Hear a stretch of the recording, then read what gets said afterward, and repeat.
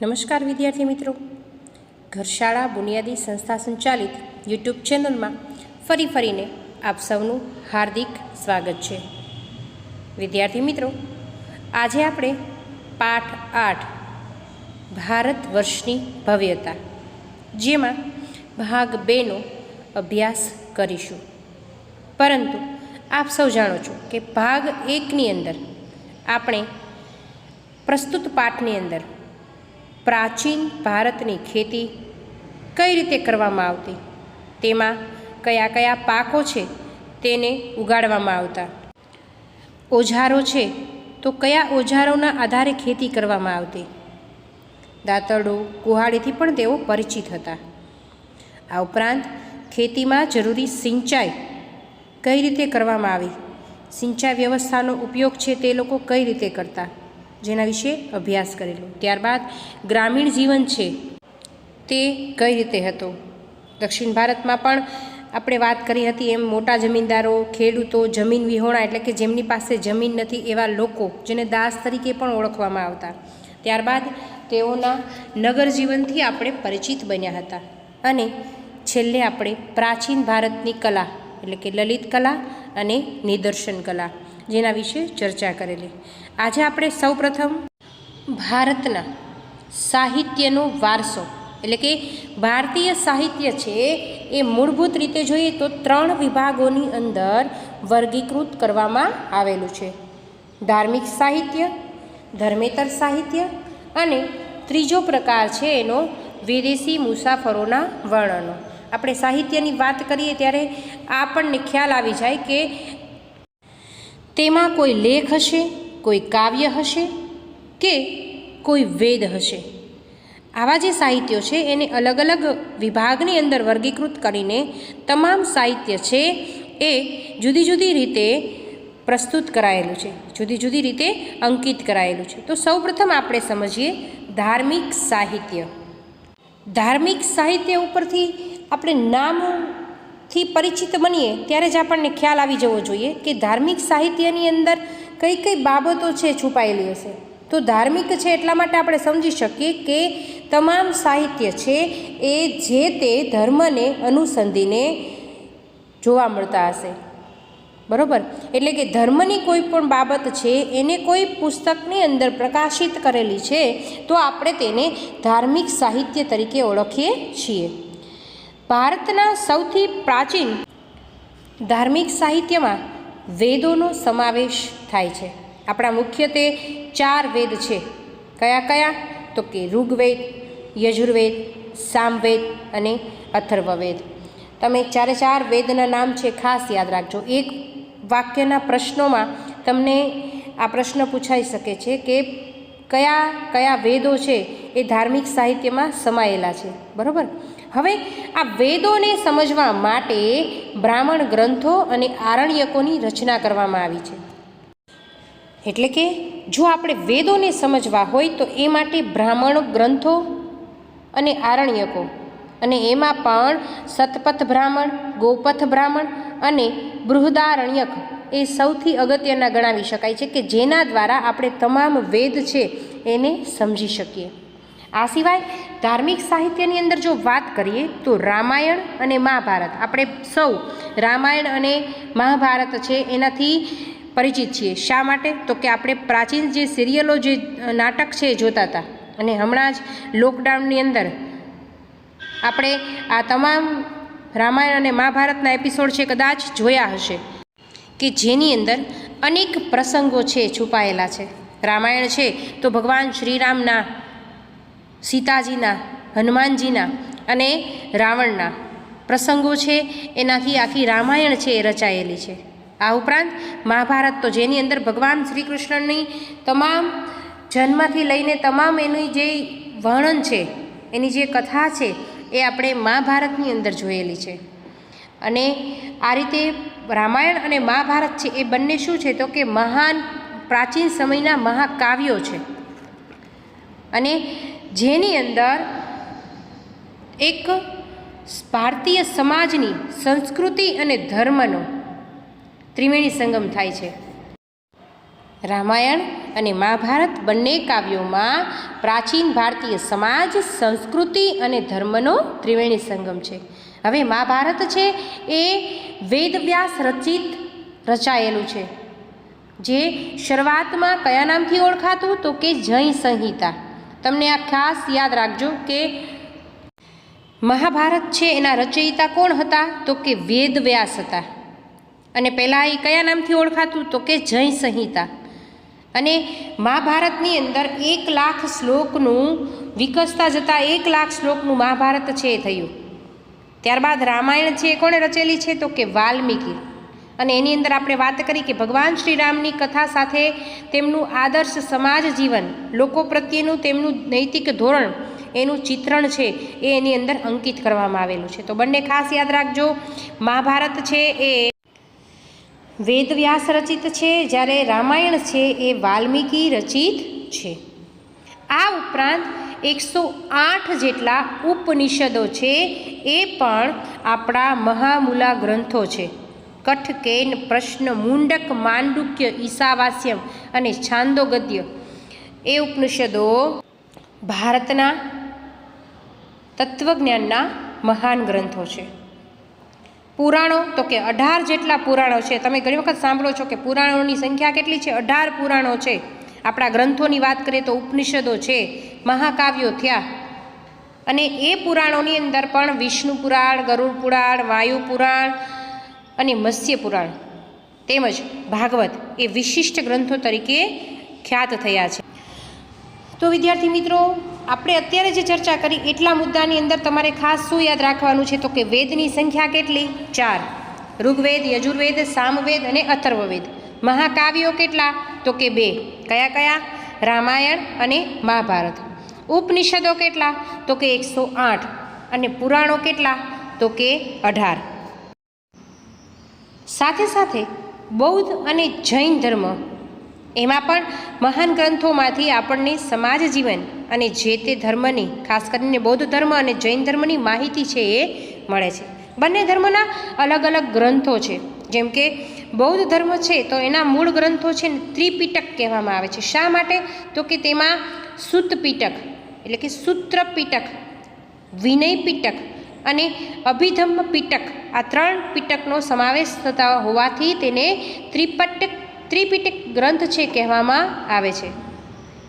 કયા ધર્મની વાત કરીએ આપણે તો કે બૌદ્ધ ધર્મની. બૌદ્ધ ધર્મના ગ્રંથોને શું કહેવામાં આવે છે? ત્રિપિટક ગ્રંથ. જો આ ખાસ યાદ રાખજો, એક વાક્યની અંદર, MCQની અંદર, ખાલી જગ્યાની અંદર તમને આવા પ્રશ્નો છે એ પૂછાઈ શકે છે. આ ઉપરાંત કેટલીક એવી જાતક કથાઓ છે. દીઘ નિકાય, અંગુત્તર નિકાય અને મજ્જિમ નિકાય એ પણ બૌદ્ધ ધર્મના અગત્યના ગ્રંથો છે. આ ઉપરાંત તિબ્બત ભાષામાં બૌદ્ધ ગ્રંથની કઝાર અને તંઝર 2 સંહિતા છે પ્રસિદ્ધ છે. કઈ ભાષામાં? તિબ્બત ભાષામાં. જાતક કથાઓ છે એની આપણે વાત કરી તો એના પણ બૌદ્ધ ગ્રંથો છે, દીઘ નિકાય અને મજ્જિમ નિકાય. આ ઉપરાંત બૃહદ કથા, હરિવંશ પુરાણ, વાસુદેવ હિડી, સિદ્ધહેમ, શબ્દાનુશાસન, દયાશ્રય અને કીર્તિ કૌમદી એ મુખ્ય છે.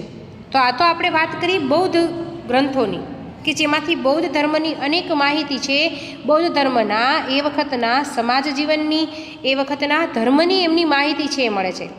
સાથે સાથે જૈન ધર્મો છે એને શું કહેવામાં આવે છે તો કે આગમ ગ્રંથો. બંનેને અલગ અલગ નામોથી ઓળખવામાં આવે છે. બૌદ્ધ ધર્મની જે ગ્રંથો છે એને ત્રિપિટક કહેવામાં આવે છે, જ્યારે જૈન ધર્મના જે ગ્રંથો છે એને આગમ ગ્રંથો છે કહેવામાં આવે છે. આગમ ગ્રંથોની સંખ્યા કેટલી છે? 12. ત્રિપિટકને કેટલી થઈ? 3. જૈન ધર્મનું પ્રાચીન સાહિત્ય છે એ 14 પર્વ અને 12 અંગમાં વહેંચાયેલું છે. આ ખાસ યાદ રાખજો, તમને ખાલી જગ્યાની અંદર પૂછાઈ શકે. જૈન ધર્મનું પ્રાચીન સાહિત્ય 14 પર્વ અને 12 અંગોમાં વહેંચાયેલું છે. અને મુખ્ય ગ્રંથો છે જૈન ધર્મના, એમાં આગમો, આચારંગ અને વૈતાલિક, દશાવૈતાલિક સૂત્ર એ જૈન ધર્મના મુખ્ય ગ્રંથો છે. બંને ગ્રંથોને ભેગા ન કરી નાખતા. બંને ગ્રંથો છે જૈન ધર્મના અને બૌદ્ધ ધર્મના, એમાં તેના નામ છે એ અલગ અલગ છે. તો આ હતું આપણું ધાર્મિક સાહિત્ય કે જેમાં દરેક ધર્મની બાબત છે, દરેક ધર્મની કથા છે અને એ સમાજ જીવન છે એ ધર્મ સાથે કઈ રીતે સંકળાયેલો છે તેની ચર્ચા કરેલી છે. હવે આપણે સાહિત્યનો બીજો પ્રકાર કયો થયો તો કે ધર્મેતર સાહિત્ય. એટલે જે વિષય વસ્તુ, જે કંઈ પુસ્તકો છે, જે કંઈ સાહિત્ય છે તેની અંદર ધર્મની કોઈ જ બાબત છે સંકળાયેલી નથી. એટલે કે ધર્મની બહારની કોઈ વસ્તુઓ છે, ધર્મની બહારનું જે સાહિત્ય છે એને ધર્મેતર સાહિત્ય કહેવામાં આવે છે. કોઈ કાવ્યનો સમાવેશ થાય, કોઈ નાટકોનો સમાવેશ થાય, કોઈ પ્રશસ્તિ, કોઈ વ્યાકરણ ગ્રંથો, સ્મૃતિઓ, કોઈ ભારતના કાયદા ગ્રંથો છે, તો એવા જે ગ્રંથો છે એને આપણે ધર્મેતર સાહિત્ય તરીકે ઓળખવામાં આવે છે. કારણ કે આવા જે ગ્રંથો છે એમાં ધર્મને લગતી કોઈ પણ બાબત છે એ સંકળાયેલી નથી. પ્રાચીન ભારતની અંદર મોટા પ્રમાણમાં નાટકો અને કાવ્યોની રચના થઈ. એમાં પણ મહાકવિ ભાસ, કવિ કાલિદાસ, શુદ્રક, ભારવી જેવા મહાન સાહિત્યકારો છે એનો સમાવેશ થાય છે. અને તેમણે મહાકાવ્યો અને નાટકોની અંદર જો વાત કરીએ તો અભિજ્ઞાન, શાકુંતલમ, રઘુવંશમ, મેઘદૂતમ, કિરાતાજુર્યમ, સ્વપ્નવાસદત્તમ અને મૃચ્છકટિકમ જેનો સમાવેશ થાય છે, કે જેવા સાહિત્યો, જેવા નાટકોની, જેવા કાવ્યોની તેમણે રચના કરેલી છે. આ ઉપરાંત દક્ષિણ ભારતમાં પણ એક વિશિષ્ટ સાહિત્ય છે જેને સંગમ સાહિત્ય કહેવામાં આવે છે. તેની રચના ઈસવીસન પ્રથમ 3 સદીઓમાં થઈ હતી. મદુરાઈમાં 3 સંગમ એટલે કે સભામાં 1600 જેટલા લોકકવિઓએ વીર કાવ્યોની રચના કરી. અને એવા જો સાહિત્યની વાત કરીએ તો શિલ્પદિકારમ, મણિમેખલાઈ એ ખૂબ જ અગત્યના છે. સંસ્કૃત ભાષામાં સર્વશ્રેષ્ઠ વ્યાકરણ ગ્રંથ પાણિનીનું અષ્ટાધ્યાયી છે. આ પણ યાદ રાખજો કે પાણિનીનું કયું વ્યાકરણ ગ્રંથ છે જે સર્વશ્રેષ્ઠ છે, તો એનું નામ છે અષ્ટાધ્યાયી. અને એની રચના છે એ 5મી સદીમાં થઈ હતી. આપણે અશોકના શિલાલેખો છે તો એની પણ વાત કરીએ તો પ્રાચીન ભારતના ઇતિહાસમાં મૌર્ય સામ્રાજ્યમાં વહીવટીતંત્ર તથા બૌદ્ધ ધર્મના નૈતિક નિયમો વિશેની માહિતી છે એ આપે છે. આ રીતે ગુપ્તકાળમાં પ્રશિષ્ટ કાવ્યો, ગ્રંથોનો ઘણો વિકાસ છે થયો હતો. આ ઉપરાંત તમે હર્ષવર્ધનથી પરિચિત છો, ઉત્તર ભારતના રાજાઓ પૈકી, બરાબર? તો એમના દરબારનો પણ કવિ બાણભટ્ટ હતા. એમણે હર્ષચરિતમ, હર્ષના સમગ્ર જીવનનું વર્તન છે એને એ સાહિત્યની અંદર, એ પુસ્તકની અંદર વર્ણવેલું છે. તો ધર્મની કોઈ પણ બાબત ન હોય તેવું વિષય વસ્તુને આપણે ધર્મેતર સાહિત્ય તરીકે ઓળખીએ છીએ. ધાર્મિક સાહિત્ય, ધર્મેતર સાહિત્ય. પછી આપણે ત્રીજો પ્રકાર છે સમજવાનો છે ભારતના સાહિત્યના વારસામાં. કયો? તો કે વિદેશી મુસાફરોના વર્ણનો. આપણને ખ્યાલ છે કે ભારતની અંદર અનેક રાજાઓના સમયગાળાની અંદર અનેક વિદેશી મુસાફરો આવ્યા કે જે ભારતના પ્રવાસે આવ્યા અને ભારતનું સમગ્ર સંસ્કૃતિનું વર્ણન છે, ભારતની જે ગાથા છે એ એમણે પોતાના પુસ્તકમાં પોતાના દેશમાં જઈને એને એ વર્ણવી છે. તો એવા વિદેશી મુસાફરોના વર્ણનો છે કે જેણે ભારત પ્રવાસના વર્ણનો છે લખ્યા છે. અને તેમની અંદર ભારતીય સંસ્કૃતિ અને પ્રજાજીવનની માહિતી છે એ જોવા મળતી. તો આપણને ખ્યાલ છે કે ચંદ્રગુપ્ત મૌર્યનો પાઠ આપણે જ્યારે અભ્યાસ કર્યો હતો ત્યારે એ વખતે ગ્રીક એલ્ચી મેગેસ્નિચ છે એ ભારતની મુલાકાતે આવ્યા હતા અને તેમણે ઇન્ડિકા નામનો એક ગ્રંથ લખ્યો હતો. એ પાઠની અંદર આપણે અભ્યાસ કર્યો હતો. તો ઇન્ડિકા ગ્રંથની અંદરથી આપણને શેની માહિતી મળે છે? તો કે મૌર્ય યુગ વિશેની તમામ માહિતી છે એ આપણને મળે છે. એ જ પ્રમાણે ગ્રીક નાવિક ટોલમીએ ભૂગોળ વિશે લખેલા ગ્રંથમાંથી ભારતના બંદરો વિશેની માહિતી મળે છે. આ ઉપરાંત ચંદ્રગુપ્ત બીજો એના સમયમાં પણ ચીની મુસાફર ફાહિયાન અને સમ્રાટ હર્ષવર્ધનના સમયમાં આવેલ ચીની મુસાફર યુએન સાંગ કે જેમણે ભારતના પ્રવાસમાં આવી, એટલે કે ભારત દેશમાં આવી અને ભારતીય સમાજ જીવન, ભારતના જે શાસકો છે, ભારતની જે સંસ્કૃતિ છે એનું અદ્ભુત ચિત્રણ છે એ આ પુસ્તકોની અંદર કરેલું છે. અને પોતાના દેશમાં જઈને તેનું વર્ણન, પોતાની ગાથા એ કરેલી છે. તો વિદ્યાર્થી મિત્રો, આજના વિડીયોની અંદર આપણે માત્ર ભારતના સાહિત્યના વારસાથી પરિચિત બન્યા. આ જે મુદ્દો છે એમાં અનેક મુદ્દાઓ છે તમારે યાદ રાખવાના છે. ખાસ કરીને એમાં દરેક નામ આવે છે. તો એ નામ, એ કવિના નામ, એ કાવ્ય છે, મહાકાવ્યો કયા છે, આપણે વાત કરીએ ઉપનિષદો કેટલા છે, જૈન ગ્રંથોમાં કયા કયા ગ્રંથોનો સમાવેશ થાય છે, બૌદ્ધ ધર્મના કયા કયા ગ્રંથોનો સમાવેશ થાય છે, ધર્મેતર સાહિત્યમાં કઈ બાબતોને સમાવેશ કરવામાં આવે છે, કેવા કેવા નાટકોની રચના કરવામાં આવેલી છે કે જેમાં ધર્મેતર સાહિત્ય છે સમાયેલું છે, વિદેશી મુસાફરોએ કયા કયા વર્ણનો સાહિત્યની અંદર રખાવેલા છે. તો આવી તમામ માહિતીથી આપણે પરિચિત બન્યા. આજે અહીં સુધી રાખીએ છીએ. બંને ભાગનો અભ્યાસ કરજો અને સાથે સાથે પાઠ્યપુસ્તકમાંથી વાંચન પણ કરજો. જરૂરી જે શૈક્ષણિક મુદ્દાઓ છે એને તમે નોંધ પણ કરજો, જેથી કરી દરેક મુદ્દાઓને તમે સરળ રીતે સમજી શકો. ફરી મળીશું સામાજિક વિજ્ઞાન વિષય સાથે અને મારી સાથે. ત્યાં સુધી રજા લઈશ. આવજો.